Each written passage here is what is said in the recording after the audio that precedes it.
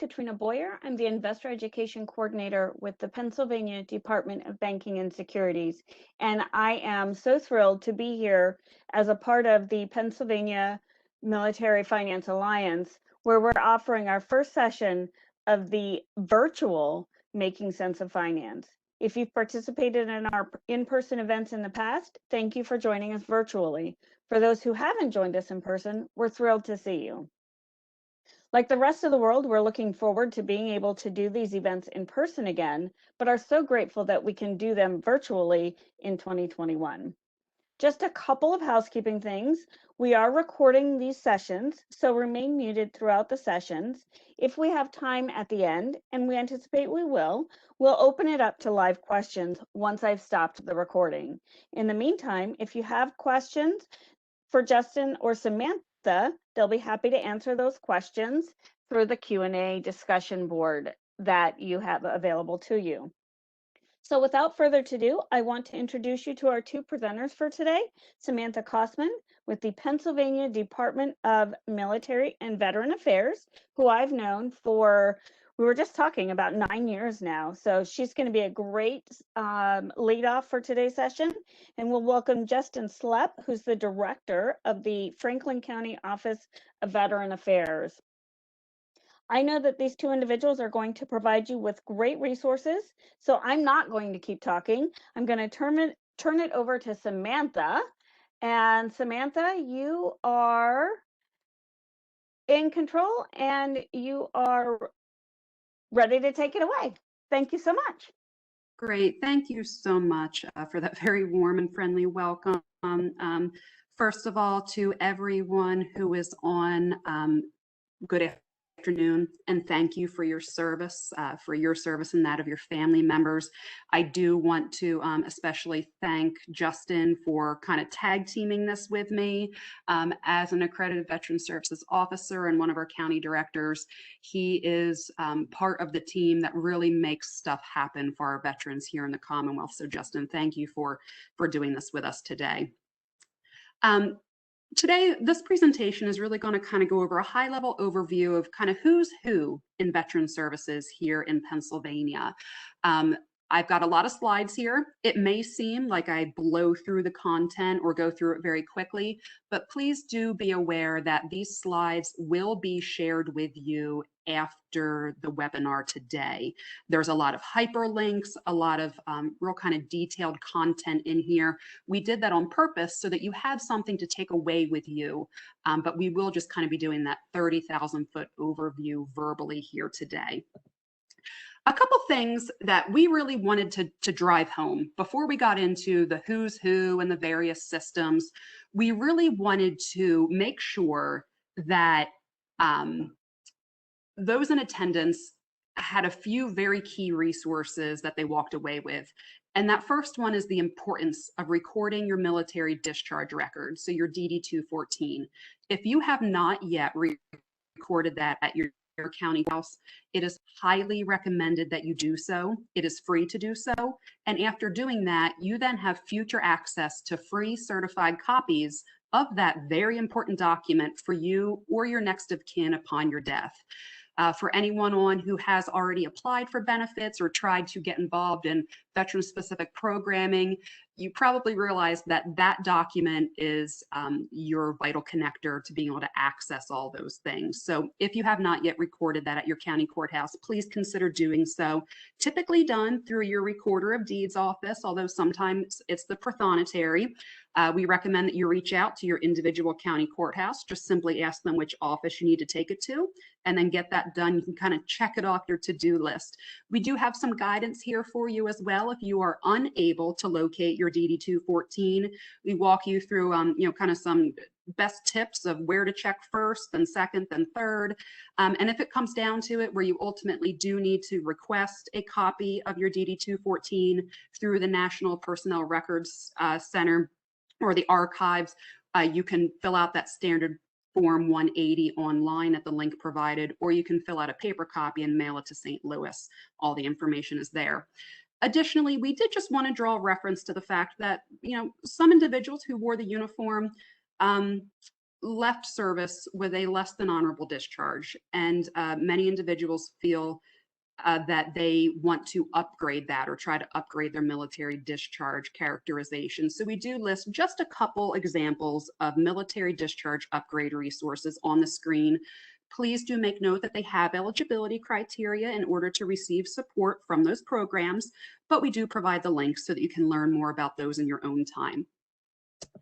Another really important consideration for veterans and their beneficiaries is to never, ever pay for veteran benefits. Don't ever pay to have someone educate you about what you're eligible for. Don't pay for forms. Don't pay someone because they promise you they can make you eligible. Don't pay to restructure your assets in order to qualify for a benefit. Don't pay to apply. Never accept help from someone who cold calls you, especially if they're asking for your credit card or bank account information. And just be aware that there is free, safe assistance in the form of accredited veteran services officers all across the Commonwealth. Over 200 of them located across the Commonwealth. Justin is one of them. So you can find your local accredited veteran service officer at the PA Vet Connect website using the link on the screen. When you go to that website, there's going to be like these 16 tiles. And the very first two tiles are the county directors or veteran service officers and the veteran service organizations who also have accredited service officers working for them. So these are the men and women who are trained, knowledgeable, and compassionate, and they are going to give you their assistance for free. You never need to pay for your benefits. One final consideration that we really want to make sure before we kind of jump into the systems that you're all aware of is the existence of the Veterans Crisis Line. So this is a 24/7, 365 confidential support for all veterans, all service members, including the Guard and Reserve components, and family members and friends. So if you are a veteran in crisis or you're concerned about a veteran in crisis, or you're simply just kind of having a rough go of it, you're maybe struggling this month or this week, this resource is there for you all the time. You can call 1-800-273-8255 and then press 1. You can also text 838-255, or you can chat confidentially online. And this is just a screenshot from the Veterans Crisis Line webpage. So we just want to make sure that everyone is aware that this resource exists. It is free. It is there to help you and the veterans that you care about and love. So let's kind of hop into some of these systems that exist in Pennsylvania to help our veterans, our service members, and their families.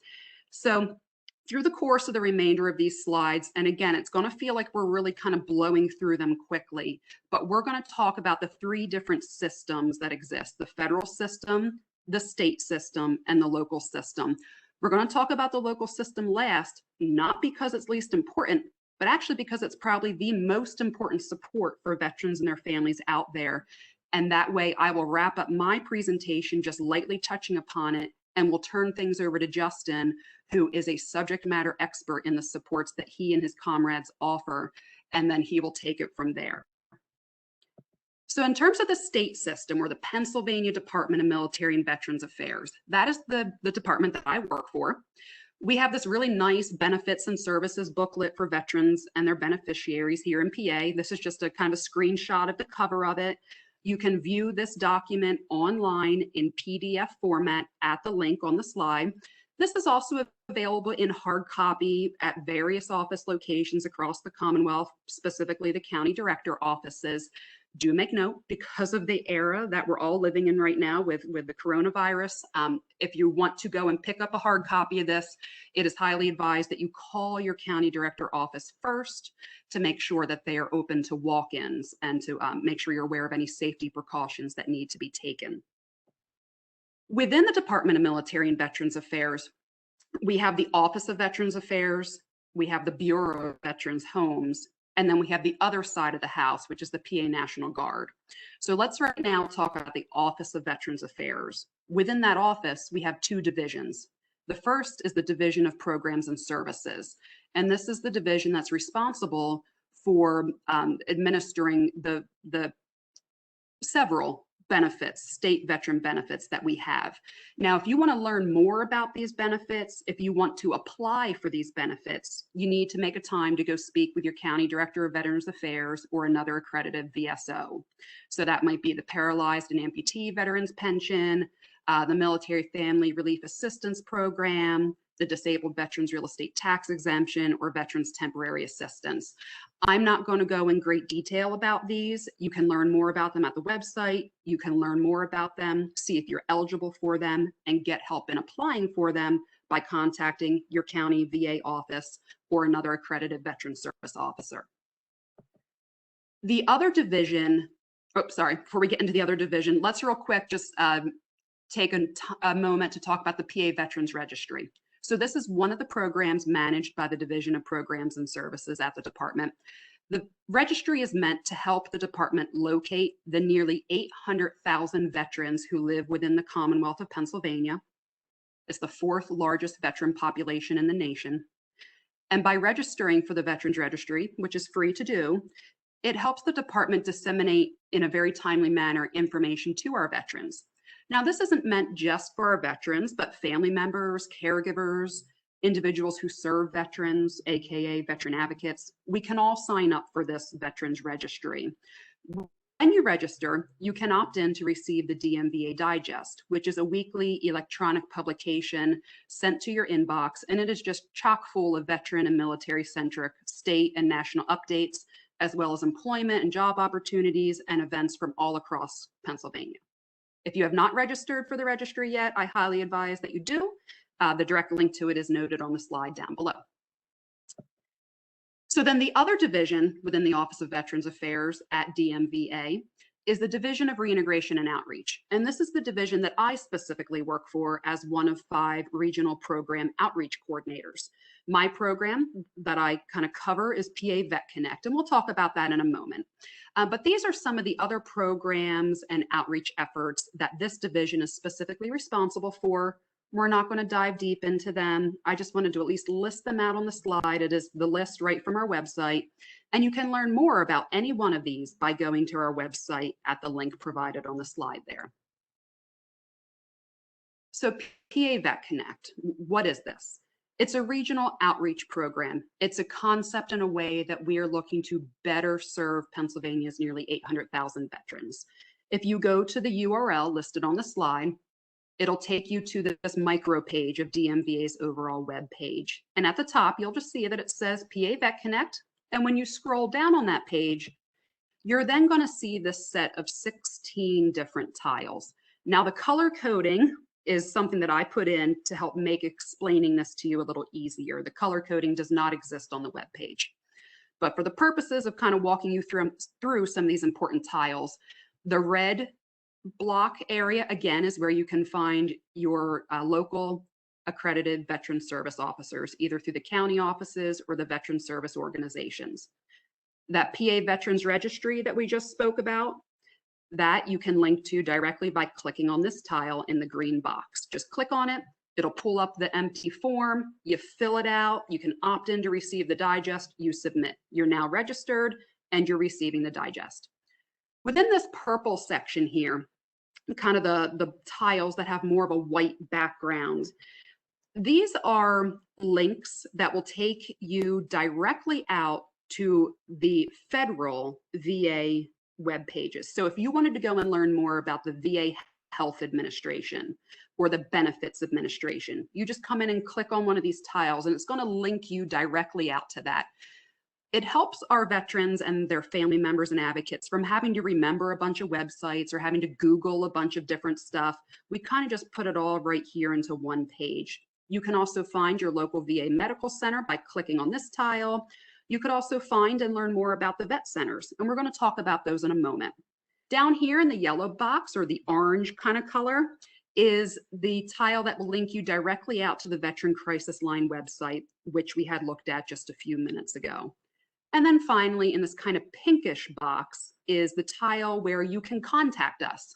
So if you're a veteran or a family member, a service member, an advocate, you have a question, a concern, a need for a resource, you can click on Contact Us. It'll bring up an electronic form that you can fill out, populate it with as much information as you can possibly provide, and that then goes to a resource account at the department, and that is monitored every day. And we get back to people via email regarding their questions or needs for resources. So that's kind of a very high-level overview of the PA Vet Connect site. Under the Department of Military and Veterans Affairs, though I briefly mentioned, we also have a Bureau of Veterans Homes. So these are 6 state veterans homes or skilled nursing facilities. Some also have memory care or dementia care. Some also have personal care. They're strategically located across the Commonwealth. So we have the Delaware Valley Veterans Home down in the Philly area and the Southeastern Veterans Center in Spring City, Chester County. Up here in Scranton, the Northeast, we have the Geno J. Murley Veterans Center. Out kind of smack dab in the middle of the state, near Altoona in Blair County, we have the Hollidaysburg Veterans Home. Down in Pittsburgh is the Southwestern Veterans Center. And then up in Erie is the Pennsylvania Soldiers and Sailors Home. And I like to just take a couple seconds and specifically call out the Soldiers and Sailors Home because this home has been in operation since February of 1886, which is pretty remarkable how long it has been continuously serving the veterans and veteran spouses of Pennsylvania. If you are at all in need of speaking with someone regarding the veterans homes, learning a little bit about eligibility and admissions, you can reach out to Mr. Gene Misdale. He is the admissions and marketing guru at the Bureau of Veterans Homes at the department. So this slide notes his information.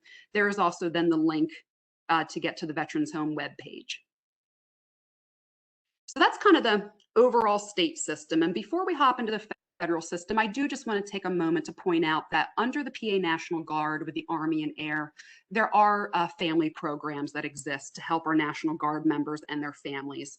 So if you're listening in today, you served in the Guard, maybe you have a friend that's serving in the Guard, a family member, there are programs that are out there to support them. There's a network of soldier and family readiness specialists across the Commonwealth. There's the psychological health program for the Air Guard. So there are some resources there. So in terms of the federal serving veterans, when people think of the VA, they're thinking the federal VA. Now, some people confuse it and think that we at the Department of Military and Veterans Affairs are the federal VA. We're not. We're totally separate. We're state government. They are federal government. But we try to work together so that we can best serve the veterans of the Commonwealth. Within the Department of Veterans Affairs, you have the Benefits Administration, the Health Administration, and the Cemetery Administration. And this slide just kind of outlines those 3 pillars or branches. It gives the website link to get to those specific websites, and it just outlines some of the services or supports that are offered within each administration. So for instance, the Benefits Administration is the entity of the federal VA dealing with disability compensation, pensions, the GI Bill, life insurance. Whereas the Health Administration is the VA hospitals or medical centers, the community-based outpatient clinics, and that's where eligible veterans who are enrolled in VA healthcare are getting primary and specialty care, substance use and abuse treatment, caregiver support for military caregivers, telehealth now that we're in this kind of connected age. There's also support for homeless veterans, mental health support. There's military sexual trauma coordinators at every medical center, women veterans healthcare, and LGBTQ veteran healthcare. And then finally, the National Cemetery Administration. And we actually have 3 VA national cemeteries here in Pennsylvania. The Cemetery of the Alleghenies out in Washington County, Fort Indiantown Gap in Lebanon County, and then Washington Crossing out in Bucks County. There's 8 VA hospitals here in the Commonwealth, located within the Commonwealth, and they are a part of the Veterans 4. So the VA Health Administration has, it's like 22 or 25 service networks. Please don't quote me on that. So we are part of Service Network 4. Veterans Integrated Service Network 4 technically covers 63 of Pennsylvania's 67 counties. So this little asterisk over here just tells you that Potter and Tioga County up in the northern tier are technically affiliated with the Bath VA, which is part of VISN 2. And Franklin and Fulton counties down along the Maryland border are technically affiliated with the Martinsburg VA, which is part of VISN 5.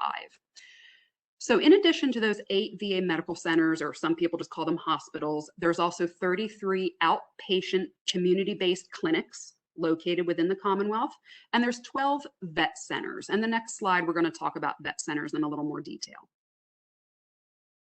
So what is a vet center? Vet centers technically fall under the Federal Health Administration umbrella, but they are community-based. So they are confidential mental health support for veterans who qualify for the services of the vet center. I'm going to just briefly go over a couple of the categories of veterans who would qualify, but I do want to make the disclaimer that I do not work for the vet centers, and I do not want to ever make a veteran feel that they would not be eligible for the services and supports of the vet center. So the best thing to do is to call your nearest vet center or call the 877 War Vets number and speak with someone who is the subject matter expert of the vet centers to verify your eligibility for the services and supports that they provide. The basic premise, though, is combat veterans of all eras, as well as those who experienced military sexual trauma, regardless of deployment status. And then there's a few other kind of subgroups of veterans to also include those family members who lost their loved one in their service, who was killed in action.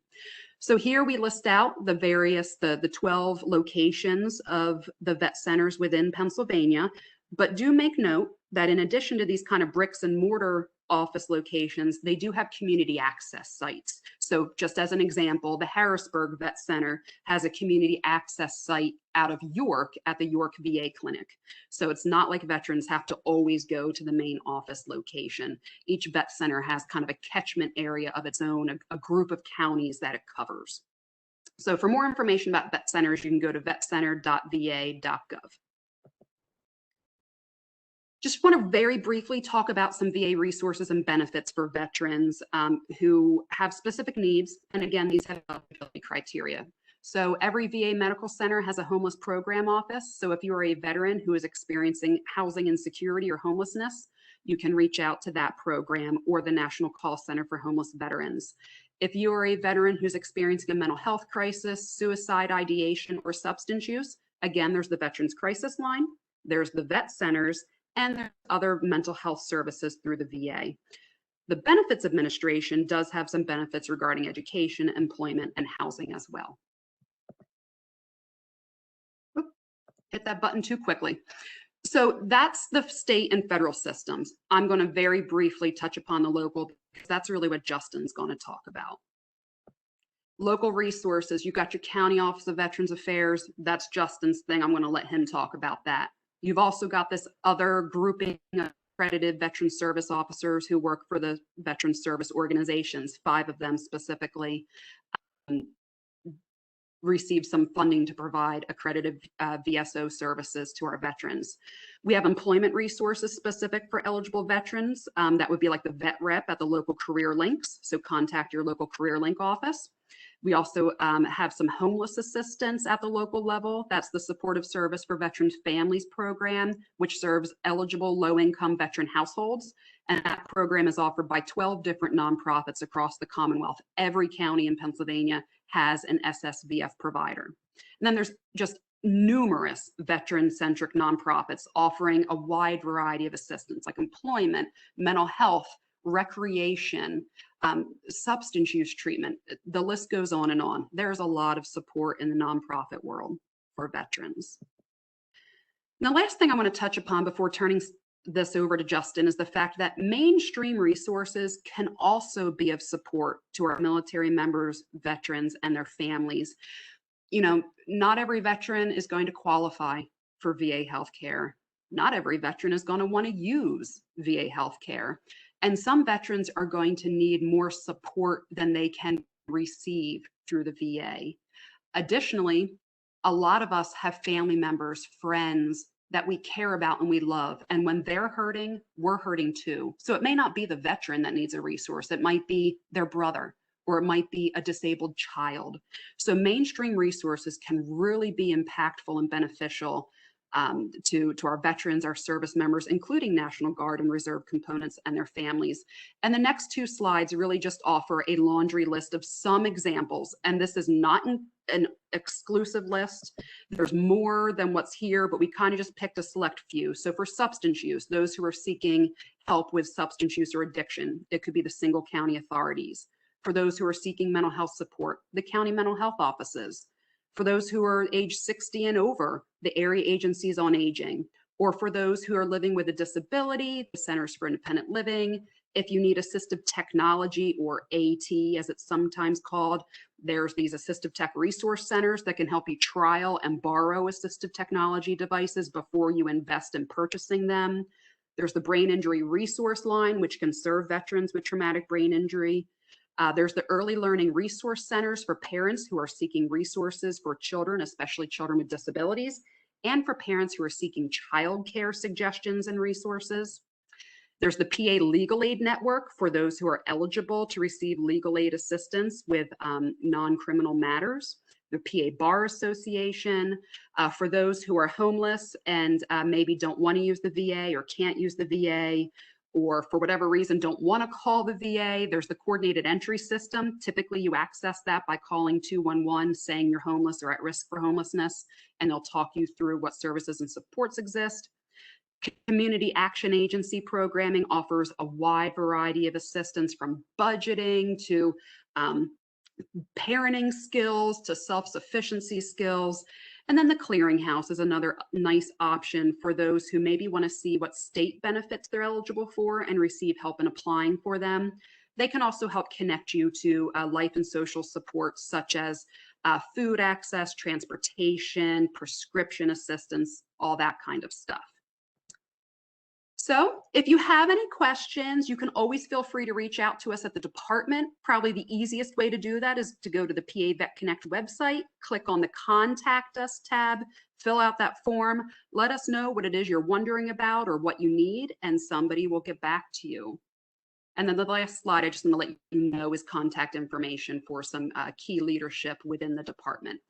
So I'm going to go ahead and switch things over to a document that Justin had wanted to make sure could be shared. And then Justin, I'm going to go ahead and put myself on mute and turn things over to you, sir. Thank you. Okay, thank you very much. You covered a lot of great items in detail. I'm trying not to repeat some of those, but I am going to go into a little bit more details just to try to see if it spurs anybody's attention or if there's questions that can come from eligibility criteria and things of that nature. But good afternoon. My name is Justin Slepp. I'm the director of Franklin County Veterans Affairs, and I'm also the president of the Pennsylvania State Association of County Directors of Veterans Affairs. So I proudly represent all 67 counties of the Commonwealth. By holding that position for 2 years, I also sit on the Pennsylvania War Veterans Council and also on the State Veterans Commission. They're two bodies that represent the veteran population of Pennsylvania, and we work on legislative initiatives and different things that we can do to try to benefit the Commonwealth in its entirety. So all 67 counties have one of me. Some may differ depending on veteran population. Some may not be in the office 5 days a week, but for the most part, each county has at least one representative in each county office, but the majority have more than one. And on this slide that's being shared now, you can see this is the most up-to-date version that we could come up with here.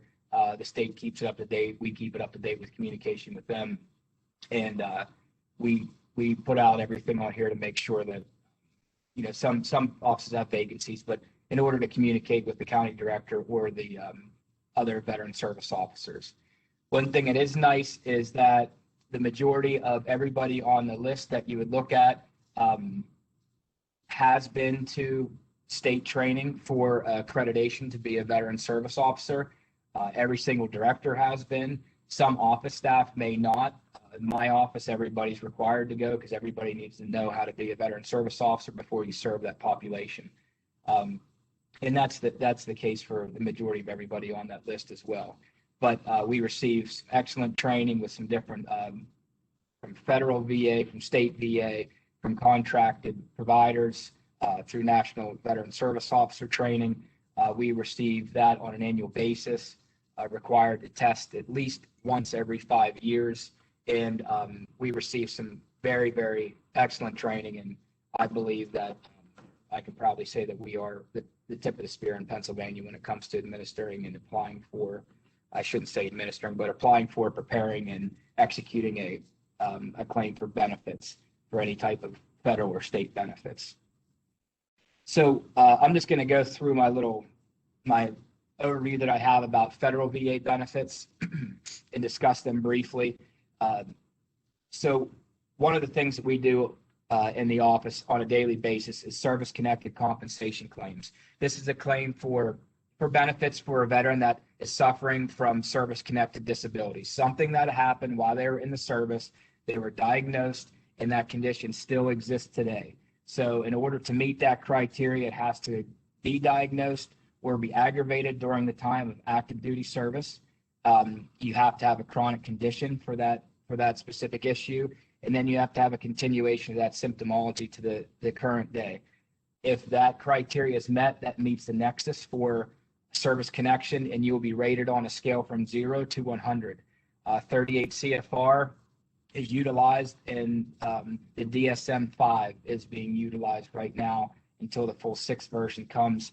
And if applicable, they would use the M21.1 manual rewrite for any kind of VA rules and regulations. But 38 CFR and the DSM is what you're looking at for the schedule of ratings table. And then you come out with a percentage anywhere from 0 to 100. And as long as you maintain that service connection, whether it's 0 or 100 for that specific disability, that disability will be treated inside a VA facility or anywhere that the VA would send you for medical care free of charge, as long as that disability is maintained. Offices also work on appeals. We try not to ever have to go that route. We do enough. If we do our jobs right on the front end, we shouldn't have to worry about appeals, but appeals do happen, and we have to fight these. We are allowed to represent and advocate on behalf of the veteran or claimant up to the Board of Veterans Appeals. Once that would end up changing and going to a court case, in the Court of Appeals, you have to be a member of the bar to represent in a Court of Appeals. Another item that we do a significant amount is non-service connected pension claims. This is an income-based program for veterans with wartime service.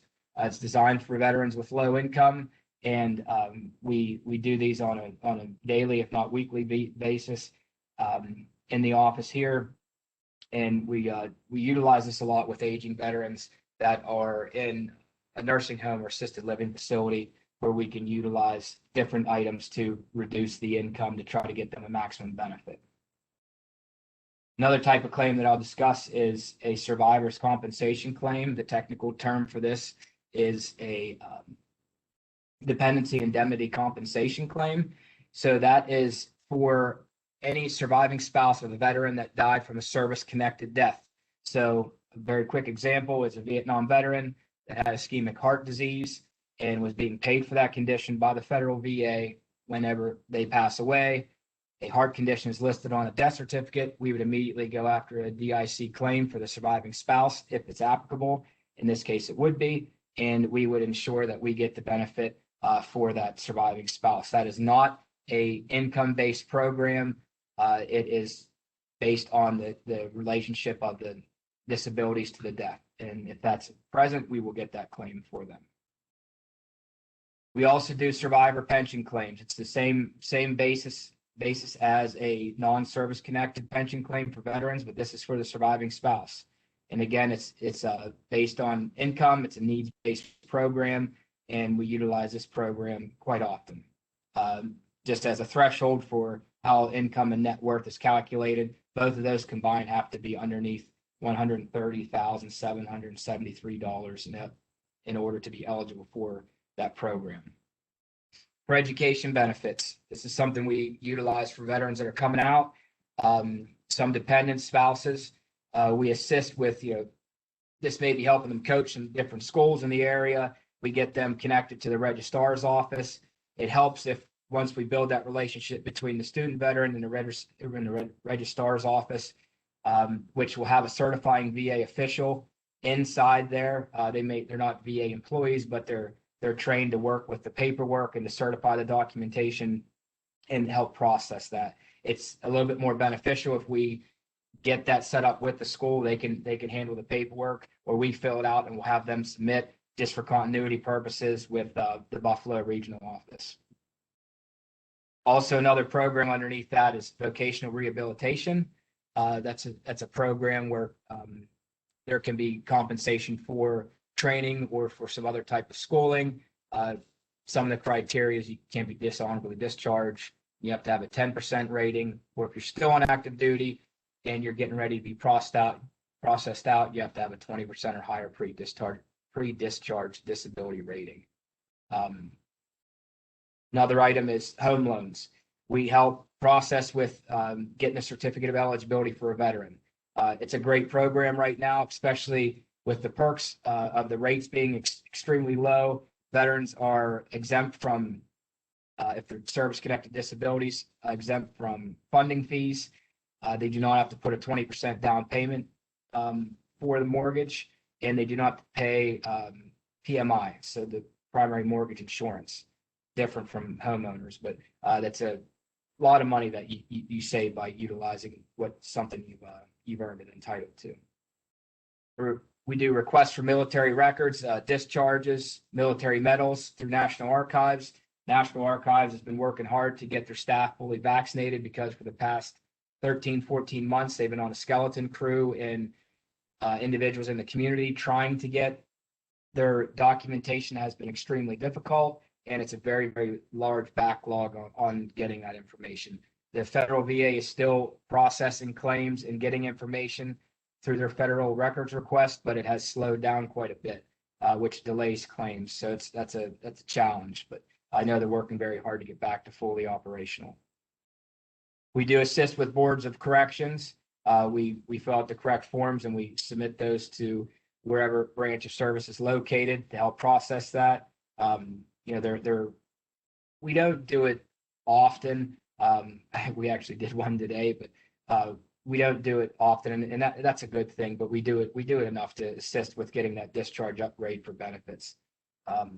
Healthcare enrollment with the VA centers, we process a lot of these. It's a very simple process, but the VA makes a determination. They do have set thresholds for money and where you fall in with tiers. And it's also controlled by zip codes to see where you come in for eligibility criteria if you don't have any service-connected disabilities. Talk a little bit about healthcare and service-connected disabilities. If you have a rating of a 50% or higher rating, you would have medical coverage taken care of inside the VA.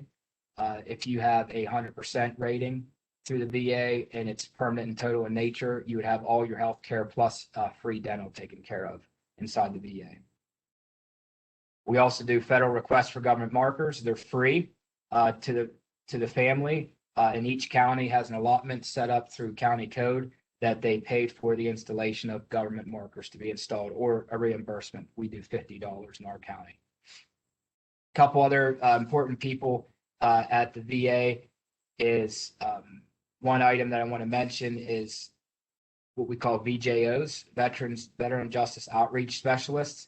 So any veteran that's involved with any kind of judicial system, it's highly recommended to reach out to the hospital that they would be assigned to and ask for the justice outreach representatives to help work with them. They can work with the district attorneys, the judges, to see if treatment's appropriate. They can get put into any type of treatment track. They can use their the veteran court systems if they have them in those counties.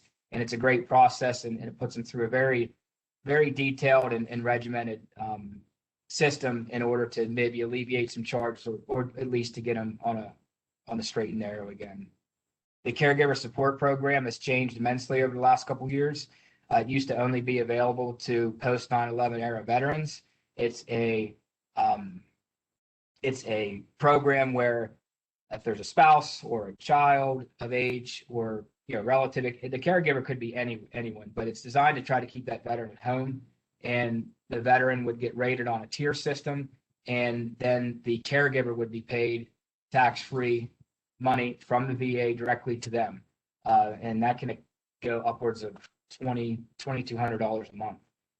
That's administered by the VA hospitals, not by veteran service officers. I'll gladly, and so anybody else across the Commonwealth, glad you through and guide you through and navigate you through how to apply. But that's done through a caregiver support team coordinator that's located inside every VA MC, VA medical center. So it's an excellent program, and I can't speak high enough about it. There has been some challenges over the years, but a lot of that stuff's been phased out. We did talk about the Veterans Multi-Service Center, administered by an SSVF grant. They're great to work with. They're excellent. It's supplementing what we can't do in the filling the gaps and exceeding above that as well. But we use ours all the time.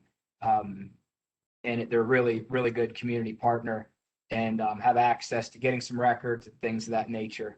The one thing that I will add about a resource that the counties have, we have access to what's called a DPRIS system. It's Defense Personnel Records Inventory System, and we can get DD-214s or personnel records as long as the veteran safely has been in from 2002 to anything to the current date. I think it can go back a little bit further than 2002, but that's like my safe point.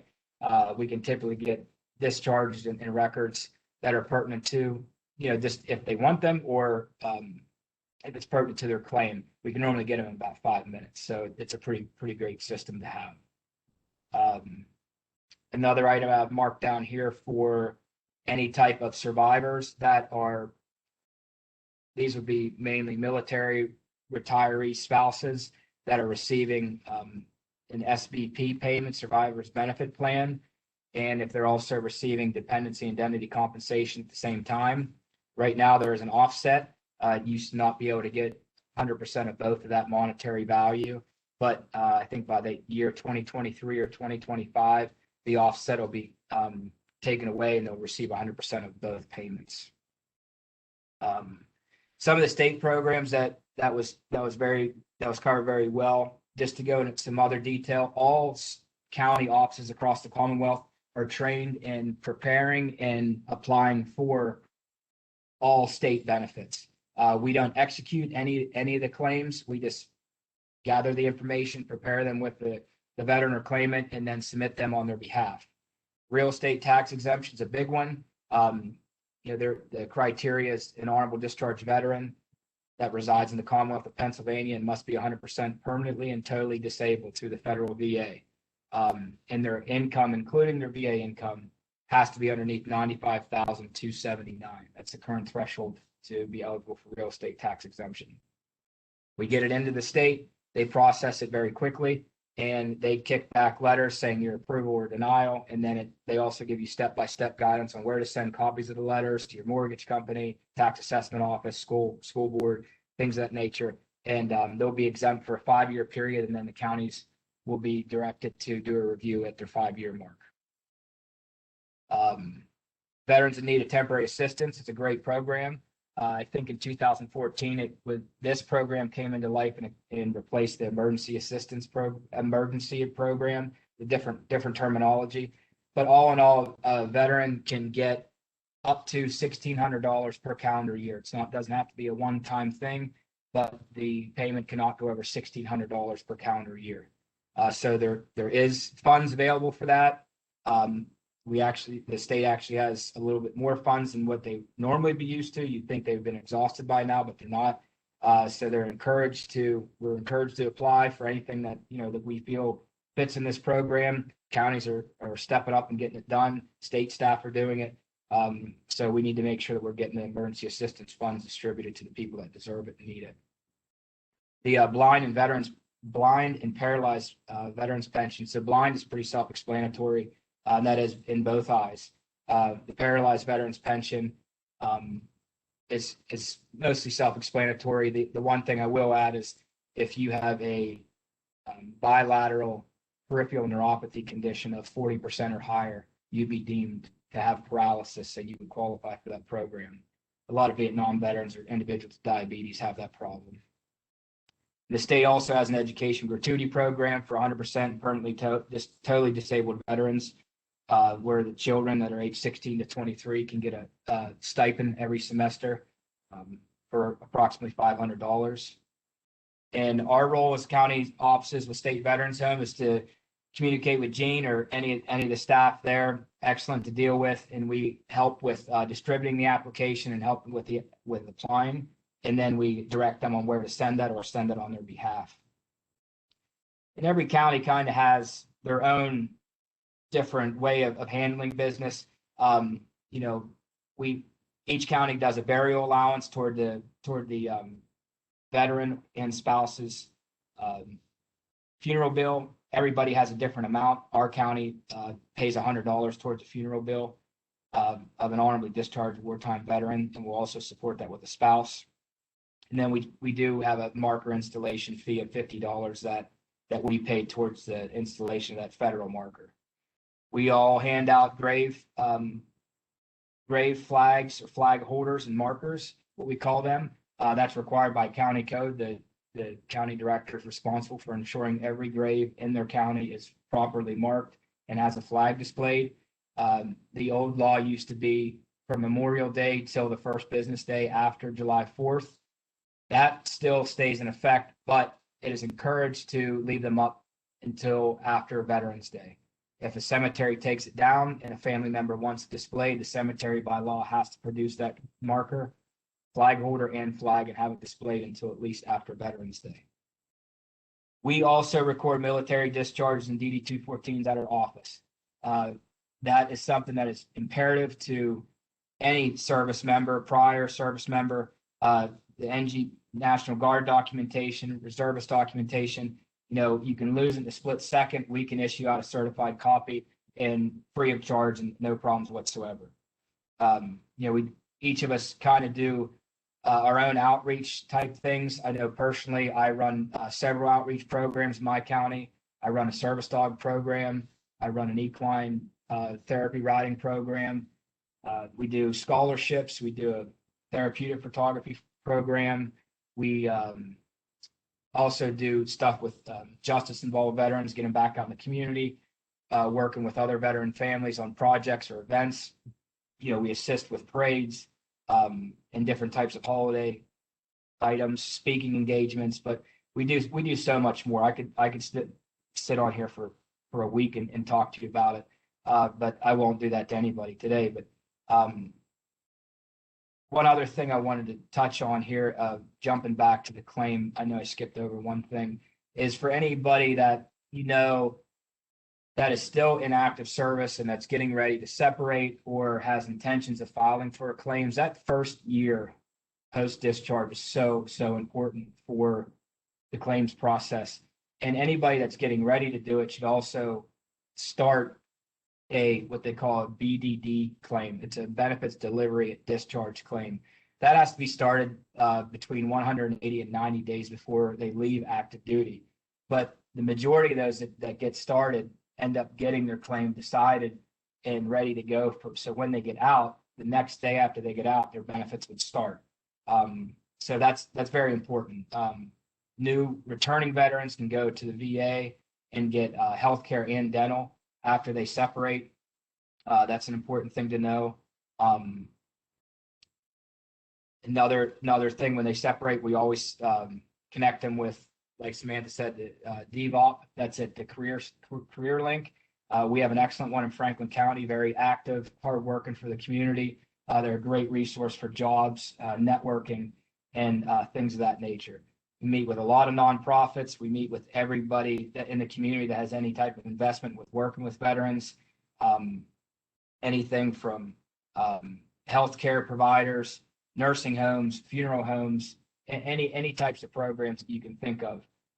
We push, and we have a very giving communities in the state overall. Is very veteran focused. That's the short little bit of information I wanted to go over on what we kind of do on a daily basis. We do a very good job across the Commonwealth. All the counties do. with generating monies for veterans and their families. We generate in the millions on a monthly basis. So we do very, very well at what we do, and we work hard for our veterans and claimants. So this time I could, take any questions or kick it back to the host, and we can move forward with anything else. Justin, thank you so much for that really fantastic presentation. I'm going to go ahead and stop our recording.